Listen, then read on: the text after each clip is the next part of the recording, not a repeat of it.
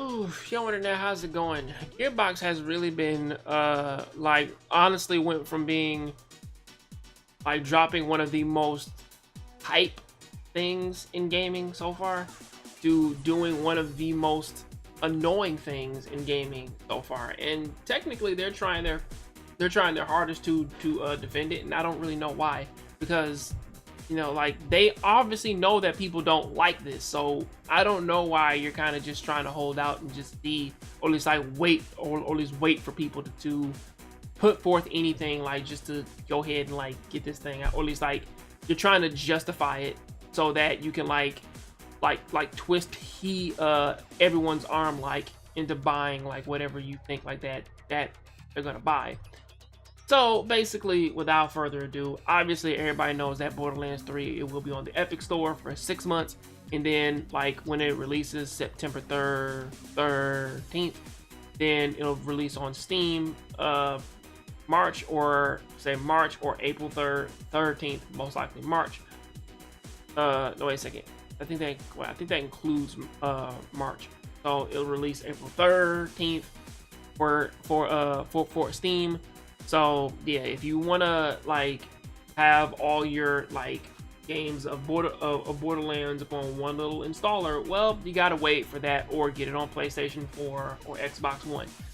That's kind of where we're at right now. You know. So technically, the beauty behind it is that they're kind of just trying to twist everybody's arm like into getting the money. Now again, I've already say like I kind of tried to explain this before, but I'll try it again. Like most of the companies that are specifically doing this now, honestly, you really can't blame the developers too much. I mean, like even though the developers like that, or at least Randy Pitchford, he is, like pro Epic Store, which to be fair, nobody was actually against the Epic Store. It was just the fact that they didn't like that every game that they had the option of getting on different things is now going to be on one exclusive store. So yeah, I can kind of understand that, or at least for like upwards, like up to a year. I mean, like people had that same problem with the Xbox One, like trying to like take Tomb Raider for like a full year, and it didn't do much for them. So it's like, stop doing that. It doesn't work. Which I think that the reason why that they're doing this anyway, well, two reasons. Number one is money, and number two is because of the fact that they got all this positivity back from Metro Exodus. It's like people didn't realize that Metro Exodus was gonna be exclusive at the time. So I don't even know why they're really even trying to bank on that and say like, you see all these other games like that we have, so yeah, like they're gonna be exclusive and people are gonna buy them. Doesn't necessarily work like that. I mean, like they're gonna get sales, like like there's no question in that. However, the question kind of comes up when it's like, okay, like how much do you think you're gonna get? And also there's a dark side to this too, because again, it's like if they do this and people, they don't like it, and then they necessarily like don't reach their maximum sales, sort of like how quote unquote EA was doing to this role with Dead Space and whatnot. It might mark doom for that system, because again, I don't know how like they keep their eye on like video games until they're like after like a certain period, like if it's not a live service, because for most games it seems like that they keep a watchful eye on them for like a month, and then if they're not doing well, then they just sort of just end the game. So they just chalk that up like as like, well, now that's a loss, and then they get rid of the company, but off of that though, like there's a little bit more that I gotta talk about with this, which would technically, truth be told though, like I was a bit wrong with the characters, like with my analytical side and whatnot. We have Mose the gunner, the girl with the backpack. Amara, she might still be related to Zarpedon. She might be, because Zarpedon did say that she had a daughter. Got Flak, which yeah, like I kind of figured like that he was a robot.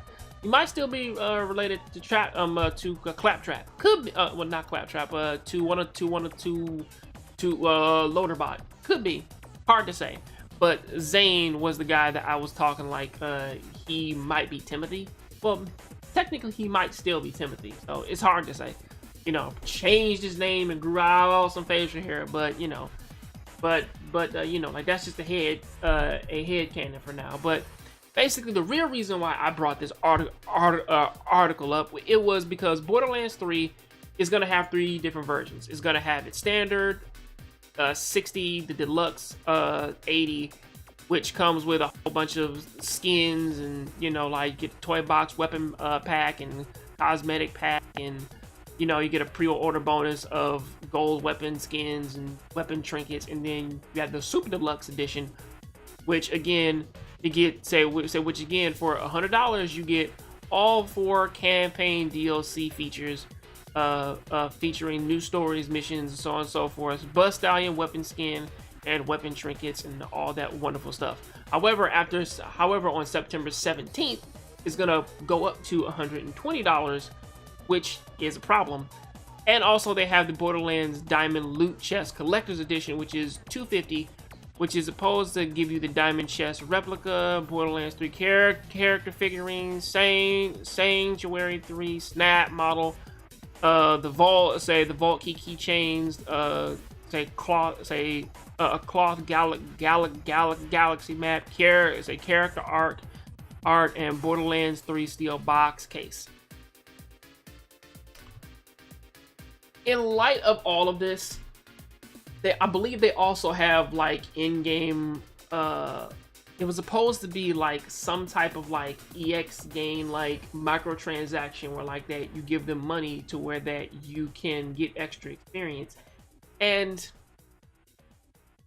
to a certain extent, this is a thing that I can honestly say that is pretty annoying about the gaming industry. I mean, like, it's not gonna stop. I mean, again, it doesn't affect my enjoyment of playing a game or buying a game, because again, I can buy the standard and just be fine with that, you know.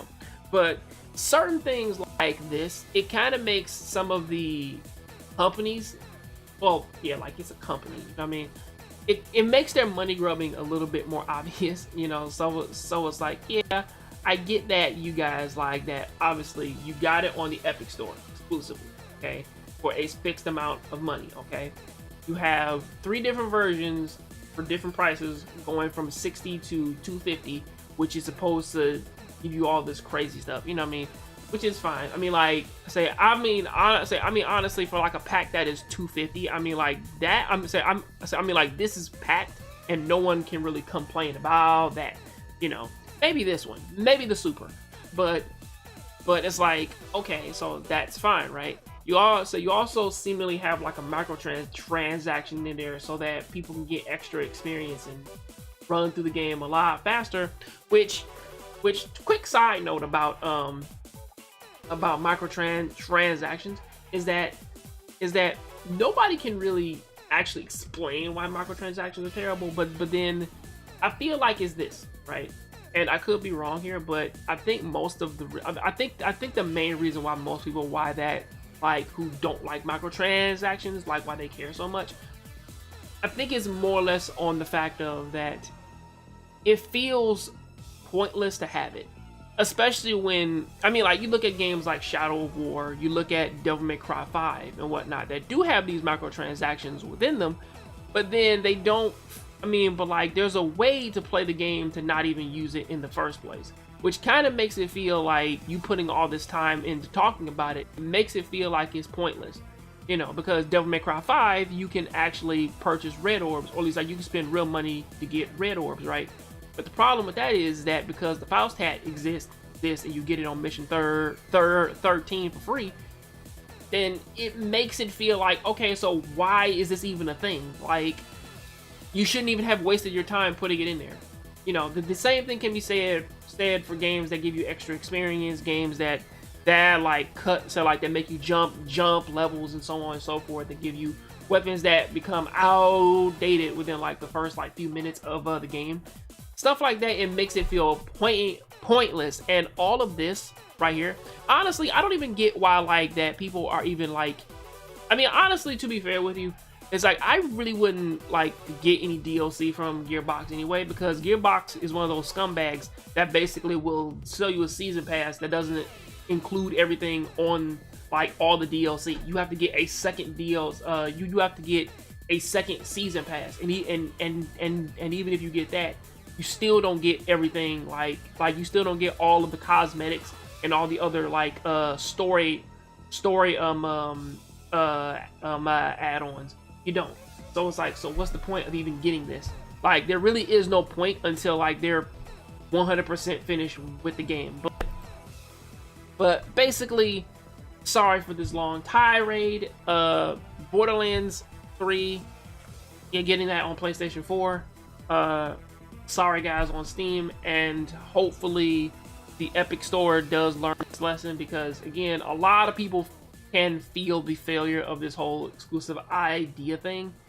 It's going to end up biting them in the ass. So, we'll see what happens. I'll catch you guys on the next Jongravesshow.